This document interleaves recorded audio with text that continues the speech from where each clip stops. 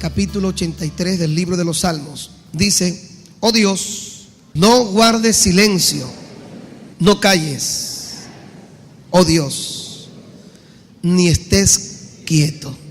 En el año 1968, 3 hombres se disponen a pasar la Navidad de aquel 25 de diciembre a 250,000 millas de distancia sobre la tierra. Era temprano aquel 25 en la mañana cuando estos hombres comienzan a retornar de un viaje de 20 horas en un recorrido en la órbita de la superficie de la luna. Después de 20 horas de viaje, era la primera vez que en este histórico viaje que estaban realizando estos 3 personajes llamados Borman, Lovers y Anders, era tan importante porque a raíz de esto ellos podrían canalizar y visualizar a futuro lo que era el alunizaje en la luna.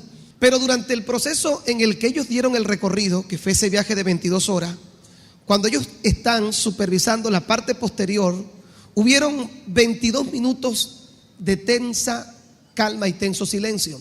22 minutos en el que la comunicación que se había venido efectuando se cortó repentinamente, y por 22 minutos hubo un silencio profundo en Cabo Cañaveral, o Cabo Kennedy, de donde habían enviado esta nave del Apolo 8 para esta expedición espacial. Hubo un momento de tensión, porque si en esos 22 minutos ellos no lograban encontrar otra vez la órbita correcta para regresar, obviamente esos 22 minutos de silencio se hubieran convertido en una eternidad y probablemente no, nunca hubieran regresado a la Tierra. 3 valientes astronautas, dije anteriormente sus nombres, Borman, Lovers y Anders, tuvieron la misión o la increíble misión de realizar todo esto. Esos 22 minutos fueron tensos. Todos se miraban la cara, todos esperaban que nuevamente la órbita fuera encontrada. Mucha gente, cuando ellos regresaron, le preguntaron qué sintieron ellos durante esos 22 minutos en el que la comunicación se cortó, esos 22 minutos de silencio. Ellos se asustaron. Uno de ellos era cristiano, tomó su Biblia y en ese tiempo de silencio leyó Génesis capítulo 1. En el principio creó Dios los cielos y la tierra estaba desordenada y vacía. Uno de ellos era ateo.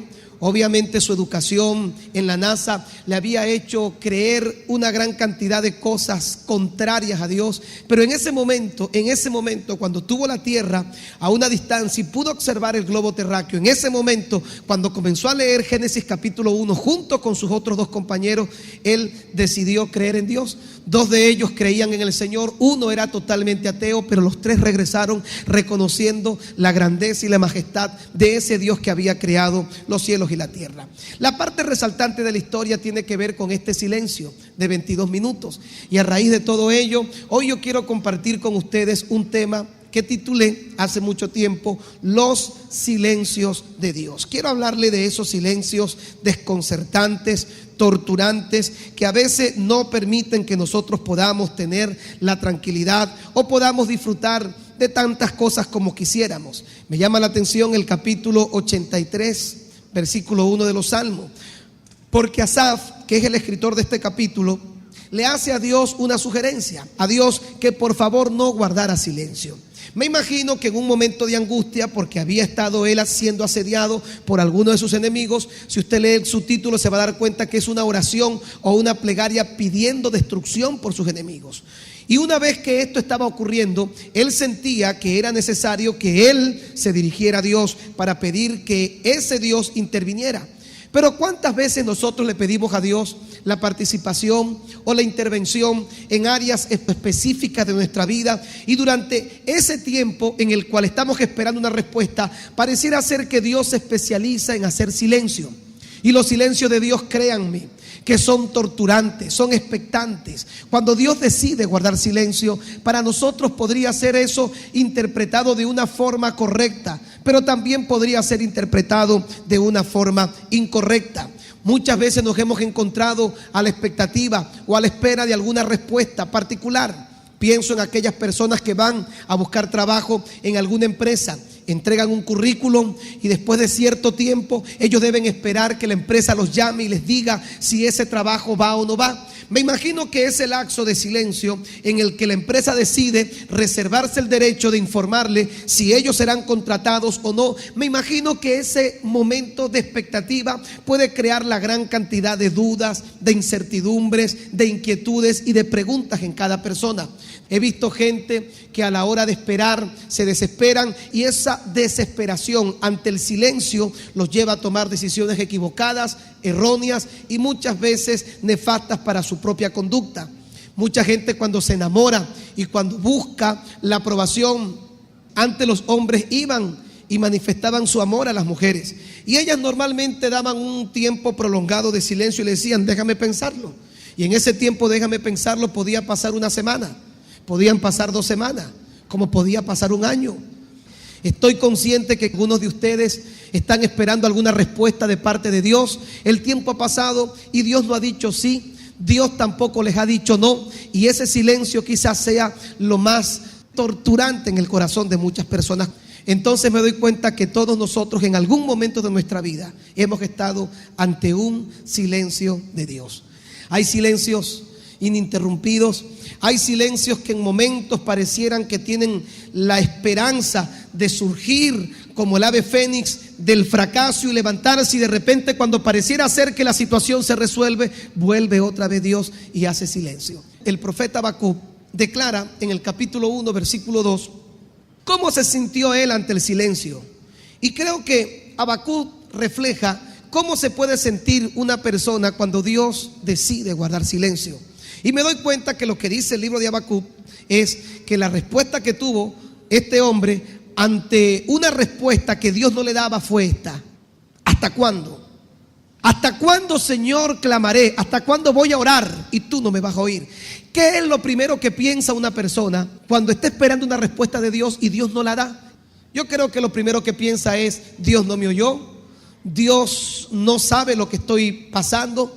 Y algunos quizás son más osados y es probable que hasta lleguen a creer que Dios ni siquiera existe. Pero todos, del más pequeño al mayor, han vivido el momento expectante del silencio. El silencio tiene la condición imperante de convertirse en una tortura en el corazón de la persona. Hay un proverbio que me gusta citar mucho que dice que la esperanza que demora, el silencio de alguna forma no solamente crea expectativa, el silencio crea 2 cosas. El silencio crea expectativa, pero también crea esperanza. Expectativa porque no sabes cuál sea la respuesta, pero crea esperanza porque tú de alguna manera crees que la respuesta pueda ser positiva. Y proverbio dice que la esperanza que demora, la esperanza que tarda es tormento al corazón. Y muchas veces ese lapso de esperanza, ese lapso de silencio nos atormenta. Y dígame cuando comienzan las preguntas que tienen que ver con nuestros sentimientos. Señor, ¿por qué permitiste que esto ocurriera? Y pareciera ser muchas veces que la acción de Dios fuera injusta. Fuera injusta porque nosotros hacemos una gran cantidad, formulamos una gran cantidad de preguntas lógicas y esperamos que Dios nos dé una respuesta lógica. Y como Dios no nos da una respuesta lógica, sino que Dios simplemente decide guardar silencio, nosotros entonces comenzamos a interpretar el silencio de cualquier manera y muchas veces de la forma más errónea y más equivocada. Les voy a hablar de los silencios de Dios. Antes de hacerlo, quiero concluir esta parte diciéndoles que el silencio es un lenguaje corporal. Con el silencio usted puede dar una respuesta obvia. Si usted le pregunta a un heladero: heladero, ¿qué vendes? Y el heladero se queda callado, el heladero le está diciendo lo que vende. ¿Cuántas veces ese silencio ha despertado en tu corazón desesperación, inquietud, tortura? Y hoy quiero explicarte qué ocurren con los silencios de Dios. ¿Por qué Dios guarda silencio? Voy a darle 5 razones por las que Dios guarda silencio. Número 1. Muchas veces Dios guarda silencio y Dios no habla, y se va a dar cuenta que Dios no dice nada porque Dios está descontento con nosotros. ¿Usted nunca ha visto que una persona cuando está molesta se queda callada? No voy a hablar. Pero dime, no. ¿Cuántas veces usted le ha dicho a alguien no cuando le está pidiendo una respuesta? Y no es que usted no sepa la respuesta o no se la quiera dar, es que usted está bravo. Pues mire, muchas veces Dios está bravo. ¿O usted cree que Dios no se pone bravo? Dios llora, Dios ríe, pero Dios también se pone bravo. Y el descontento de Dios hace de que haga un silencio para que tú entiendas que Él está descontento y tú comiences a buscar el sendero correcto que tienes que entrar. Muchas veces cuando nosotros vemos que Dios no nos habla, Dios nos está diciendo con ese silencio, que es un lenguaje corporal, llamémoslo un lenguaje, Dios nos está diciendo: no estoy satisfecho con tu conducta, no estoy feliz con lo que estás haciendo, y como no me agrada lo que tú estás haciendo, no voy a hablar.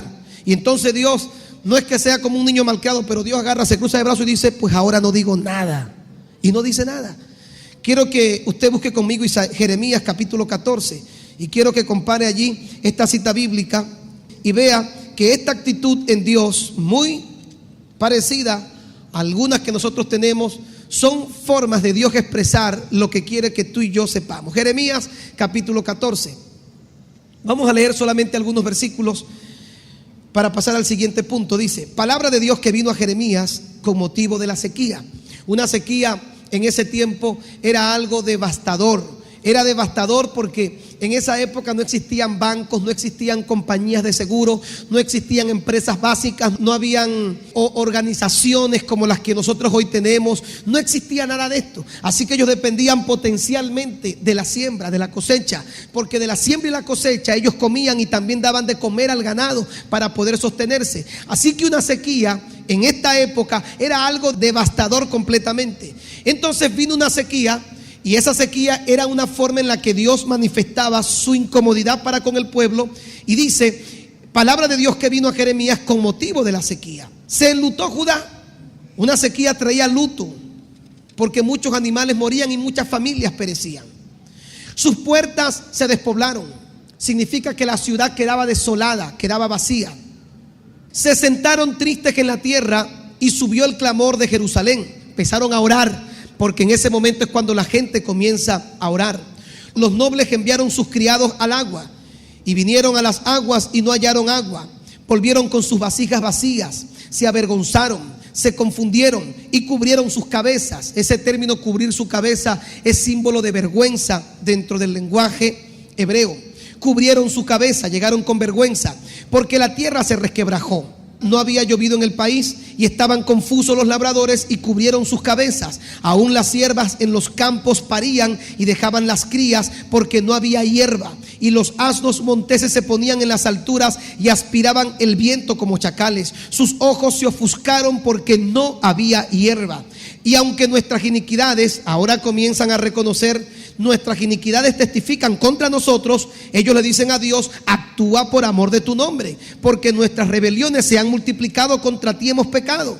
Y entonces en el versículo 8, preste atención, le dicen a Dios: tú eres nuestra esperanza, oh esperanza de Israel, guardador suyo en tiempo de aflicción. ¿Por qué te has hecho como forastero en la tierra y como caminante que se retira para pasar la noche? Eres como un extraño para nosotros. Has actuado como que si no nos conocieras, es lo que le están diciendo. Un forastero es una persona que no es parte de una nación. Eres como un forastero que se retira para pasar la noche. Versículo 9. Eres como un hombre atónito y como valiente que no puede librar. Sin embargo, sabemos que estás entre nosotros y sobre nosotros tu nombre es invocado. Mira lo que le dice en el versículo 10. Pues así dice el Señor acerca de este pueblo: se deleitaron en vagar en su camino, no dieron reposo a sus pies. Por tanto, yo no me agrado de ellos y me acordaré ahora de su maldad y castigaré su pecado. Y me dijo el Señor: no ruegues por este pueblo para bien. Cuando ayunen, yo no oiré su clamor, y cuando ofrezcan holocausto y ofrenda, no aceptaré, sino que los consumiré con espada, con hambre y con pestilencia. Y Dios dijo en ese momento: no voy a responder a ninguna de sus peticiones. Y dése cuenta que había una crisis en este momento, una crisis espiritual. Pero esta crisis espiritual trajo consecuencias en todas las esferas. Y cuando este pueblo comienza a clamar a Dios, decirle: Señor, por favor, no te hagas como un hombre atónito, como un forastero que se retira para pasar la noche. Dios le dice: cuando ayunen, no los voy a oír. Se deleitaron en vagar. No dieron reposo a sus pies. Ahora sí quieren venir a acordarse de mí. ¿Sabe qué? Mucha gente quiere usar a Dios como si Él fuera un salvavidas, como si fuera el hombre que está en la orilla de la playa sin hacer nada, esperando a que alguien se esté ahogando para meter a salvarlo. Porque no nos acordamos de Dios en tiempos normales, en tiempos de bendición. Pero cuando hay angustia, cuando hay desesperación, cuando nos estamos ahogando, Dios, sálvame. Y ante esa situación, Dios manifiesta su descontento. ¿Y sabe qué dice? No oiré su clamor. Cuando ayunen, no los voy a escuchar. Así que es la primera razón por la que Dios guarda silencio. Muchas veces nuestras actitudes, nuestras rebeliones que testifican contra nosotros, ponen a Dios en una posición de decir: no les voy a hablar. Ahora que ustedes están esperando que yo les hable, yo no les voy a hablar, porque sus actitudes testifican contra ustedes mismos. La segunda razón por la que Dios guarda silencio: Dios también guarda silencio ante situaciones obvias, ante respuestas evidentes. Dios dice: hay cosas que tú tienes que verlas, hay cosas que tú las sabes. Sin embargo, aun y cuando tú las sabes, tú le preguntas a Dios y Dios no te responde. Les voy a contar rápidamente una historia bíblica que se encuentra en el capítulo 8 del Evangelio según San Juan. La mujer adúltera. Dice, el versículo 1 dice: y Jesús se fue al monte de los olivos y por la mañana volvió al templo. Entró al templo y todo el pueblo vino a él, y sentado él les enseñaba. Entonces los escribas y los fariseos le trajeron una mujer sorprendida. Imagínese usted, una mujer sorprendida en el mismo acto del adulterio. Esta mujer estaba teniendo relaciones ilícitas con un hombre y la encontraron con las manos en la masa. La sorprendieron. Obviamente en aquella época esto no era solamente un motivo de vergüenza. En esa época era un motivo de muerte. Cuando esta mujer es sorprendida en el acto mismo del adulterio, los escribas, que eran los que transcribían la ley de Moisés, los fariseos, que eran los que la interpretaban, estos que transcribían, por eso su nombre era escribas y fariseos. Los escribas transcribían la ley y los fariseos le daban la interpretación de la escritura. Estos hombres que eran extremadamente religiosos encuentran a esta mujer en el acto mismo del adulterio y la agarran por los pelos y la traen prácticamente arrastrada ante el Señor, a golpes, a palos, porque era la costumbre de su época. El destino de esta mujer ese día era morir, porque según la ley que ellos transcribían y que ellos interpretaban, la ley de Moisés decía que si una mujer era hallada, si una mujer se descubría en acto de adulterio, imagínese esta que no es que la descubrieron, es que la encontraron en el acto mismo del adulterio. Dice que tenían que reunirse los ancianos del pueblo juntamente con los jóvenes y bajo la instrucción de la misma religión del pueblo tomaban piedras en su mano y la apedreaban hasta que la mujer muriera. Así que esta mujer iba con el corazón en la boca. Ella sabía: hoy es mi último día, este momento de placer se convirtió en una desgracia para mí. La traían por los pelos, la traían dándole patadas, dándole golpes. Jesús, recuerde que estaba en el templo, estaba en la parte externa del templo y había gente sentado con él, reunidos escuchando la predicación que él acostumbraba a hacer siempre que estaba con las personas. En ese momento oye el bullicio, se dan cuenta que se acercaba una multitud, oían las palabras, las vulgaridades, las expresiones, todo se entendió claramente. La gente guardó silencio, Jesús se puso en pie y todos se miraron el rostro. Cuando llegó aquella cantidad de personas, toman a la mujer ensangrentada, estaba ensangrentada, ya había sido golpeada por todos ellos, y la lanzan en el círculo en donde estaba Jesús enseñando y alrededor una gran cantidad de personas. Y entonces los escribas y los fariseos le dicen a Jesús: la ley de Moisés dice que esta mujer debe morir apedreada. Eso lo dice la escritura. Y miran a Jesús y le preguntan: ¿tú qué dices que debemos hacer? La respuesta de Jesús fue la más insólita que yo he podido leer. Jesús tuvo respuestas espectaculares. He leído los evangelios completos y me encantan los evangelios, disfruto leyéndolo, porque veo la sabiduría, el entendimiento, pero esta es la única oportunidad en el que veo que Jesús da una respuesta inesperada. porque no les dice con sabiduría lo que debía pasar o lo que debían hacer, sino que Jesús asume una posición y asume una actitud que a todo el mundo lo dejó boquiabierto. Imagínense la escena. Ahí estaba la gente escuchando el mensaje. Jesús estaba frente a ellos hablando. Se oye el bullicio de las personas que traían a esta mujer. Cuando ellos se acercan, se hace un silencio imperante. La mujer la traen y la lanzan en el centro del círculo donde Jesús había estado reunido. El número de personas crece porque ahora estaban los que oían a Jesús y los que traían a la mujer. Dice la Biblia que en el corazón de ellos lo hicieron con la peor intención de que Jesús fuera juzgado, porque ellos sabían que Jesús no podía contradecir la ley. Y si Jesús contradecía la ley, a él podían apedrearlo. Pero si Jesús decía que la apedrearan aprobando la ley, ¿sabe? La gente dejaría de seguir a Jesús. Y Jesús en ese momento, yo no sé qué hubiera hecho yo, pero me pasan 1000 cosas por la cabeza. Me pasan 1000 respuestas por la cabeza, pero creo que jamás hubiera hecho lo que hizo Jesús. Dice la palabra que cuando aquellos hombres comenzaron a importunar a Jesús con aquella respuesta, él se inclinó y con el dedo empezó a escribir.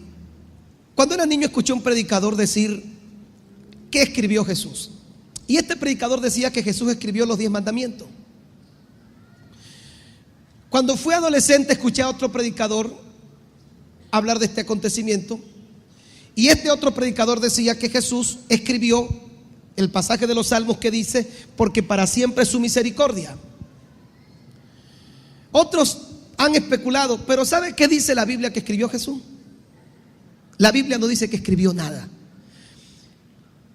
Un predicador a quien le escuché una vez hablar de esta historia dijo: cuando vaya al cielo le voy a hacer una pregunta a Jesús. Es la única pregunta que le voy a hacer.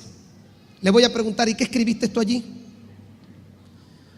Y sabe, yo le voy a dar mi apreciación. He escuchado a todo el mundo decir, y a lo mejor la mía no sea la más acertada, pero le voy a decir lo que yo pienso, lo que a mí me parece que pudo escribir Jesús, lo que yo creo que Jesús dijo. A mí me parece que cuando Jesús se inclinó y empezó a escribir en tierra, Jesús estaba haciendo el loco. Una vez alguien llegó y quiso hablar conmigo y yo no le estaba dando importancia a lo que me decía, y lo hago a veces y empiezo a escribir como no tiene valor, no tiene importancia tu comentario. Jesús se inclinó y comenzó a escribir, y Jesús lo que hacía era hacerse el loco. Si Jesús hubiera escrito algo importante, ¿sabe qué hubiera dicho la Biblia? Hubiera dicho ¿qué escribió Jesús? Pero Jesús no escribió nada importante, porque si no la Biblia lo hubiera reflejado. Él empezó me imagino como a cantar. Mis talentos son... Mira, ¿qué hacemos? La apedreamos. ¿Y tú qué dices? Mis talentos solo son para ti, Señor. Mis dones. Después que terminó de escribir, se estaba haciendo el loco. Jesús estaba haciendo el loco. No quería darle importancia a lo que ellos estaban haciendo. Después que hizo lo que hizo y le restó importancia a aquel acto de violencia con el que venían, se paró y les dijo: el que de ustedes, allí sí les dijo, esté libre de pecado, que lance la primera piedra. Cuando Jesús dice eso, dice que todos los que estaban allí, del mayor al menor, fueron dejando las piedras hasta que se fueron, y la mujer quedó sola. ¿Sabe por qué Dios guarda silencio a veces? Porque hay cosas que son obvias. Hay cosas que Dios dice: yo no te voy a responder lo que tú sabes. Y hay gente que está haciendo preguntas y ellos saben cuál es la respuesta, pero cuando quieren escuchar lo que quieren escuchar, preguntan una y otra vez con la intención de poder encontrar el asidero de la respuesta que ellos quieren. Son preguntas a Dios para ver de lo que ellos saben que tiene que pasar, a ver qué va a ocurrir. Y Dios no va a caer en el juego o en el terreno de la gente que quiere preguntar para saber realmente si eso es lo que tiene que ser, cuando ellos en su corazón saben cuál es la respuesta. Mire, hay gente que me dice: pastor, tuve un sueño. Ajá, ¿y qué hago yo con tu sueño? Interpréteme el sueño. Cuéntamelo. Soñé esto y esto y esto y esto. Ya yo me los quité. Cuando yo comencé, todo el mundo cree que un pastor, todo el mundo cree que un predicador es un José que interpreta sueños. Ahora cuando alguien me viene a contar sueño, yo le digo: cuéntame el sueño. interprete, pastor, este sueño. Y les pregunto después, ¿tú qué opinas? Eso significa esto y esto y esto. Esa es la respuesta.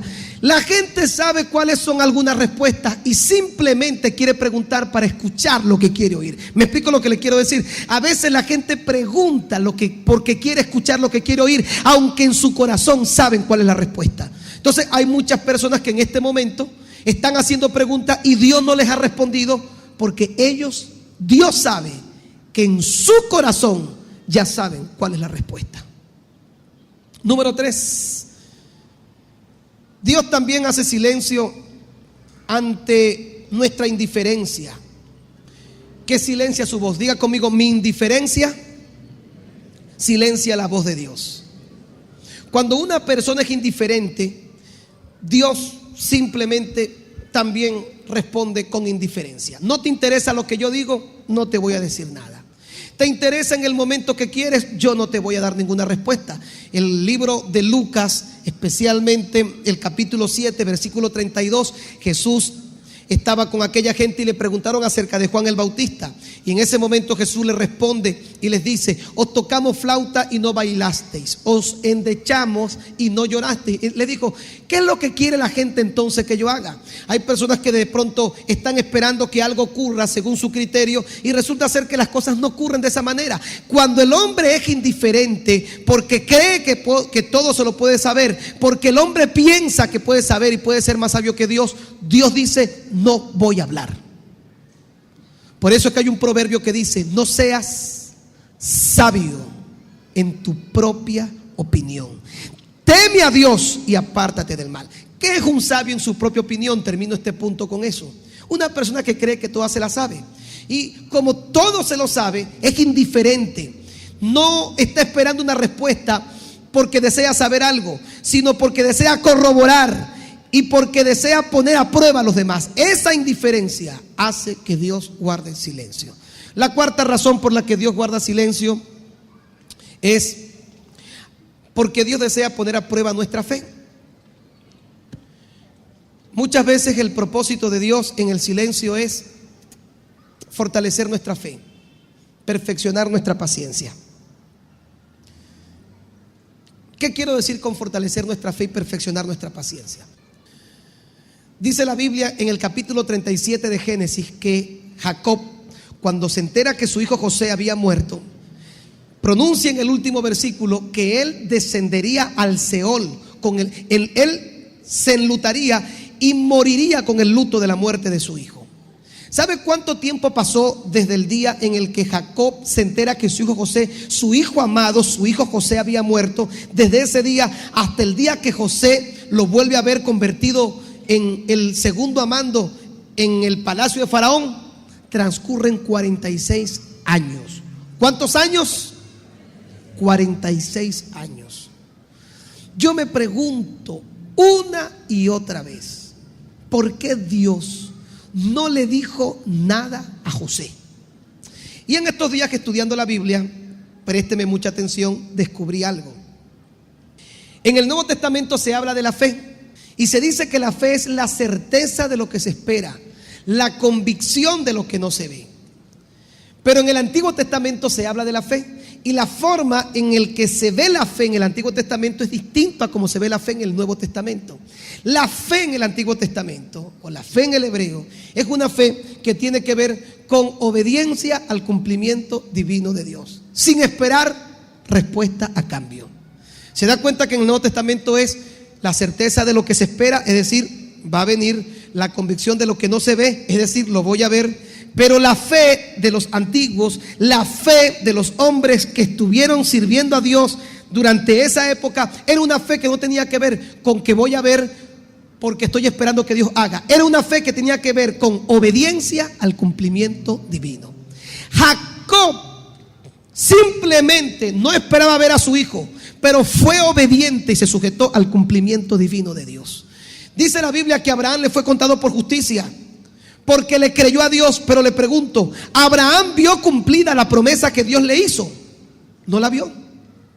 Nunca jamás vio que su descendencia se multiplicara, pero dice que fue el padre de la fe porque le creyó a Dios, porque muchas veces Dios guarda silencio para formar en nosotros algo que se llama fe y fortalecer nuestra paciencia. La paciencia es la hermana gemela o la hermana adicional de la fe. Hay gente que de repente dice: pastor, yo no tengo paciencia. Pues mire, hay muchas formas de obtener paciencia. El libro de Santiago dice que la prueba de nuestra fe produce paciencia. La persona que logre enfrentarse a situaciones ahogantes y logre mantener la calma y logre, mire, está estudiando en una buena universidad de paciencia. Y sin paciencia tú no vas a obtener ninguna victoria en esta vida. Y Dios necesita formar en ti un carácter cristiano y formar en ti algo que se llama paciencia.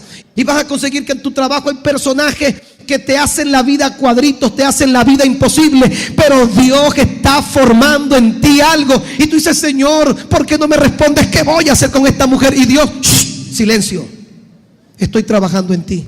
Dios que está haciendo un trabajo, Dios que está formando algo dentro de tu vida y necesita que eso esté presente, y no te va a hablar nada solamente para esperar cuál es tu reacción. No le huyas a la gente que te incomoda, a la gente que te roba la paz. No, el camino del cristianismo es un camino de misterios, misterioso. Porque mire, tú no sabes hoy a quién le tiendes la mano, y no sabes si el día de mañana a quien le tiendes la mano hoy se convierte en una bendición para tu vida. Dios pone gente a la que le sacamos el cuerpo, a la que le huimos, para formar en nosotros un corazón de misericordia, un corazón de paciencia, y para que su obra perfecta sea formada en nosotros. Y le voy a decir algo para terminar este punto. Muchos de ustedes que hoy entienden este mensaje y comienzan a actuar de la forma que Dios espera que actúen, un día se sentarán entre príncipes, porque Dios escogerá de lo vil y menospreciado para avergonzar a sabios y entendidos. Dios es un Dios que tiene planes que se alteran completamente, porque Dios sabe perfectamente lo que está haciendo. No desprecia a nadie, ni por su apariencia física. No lo desprecie.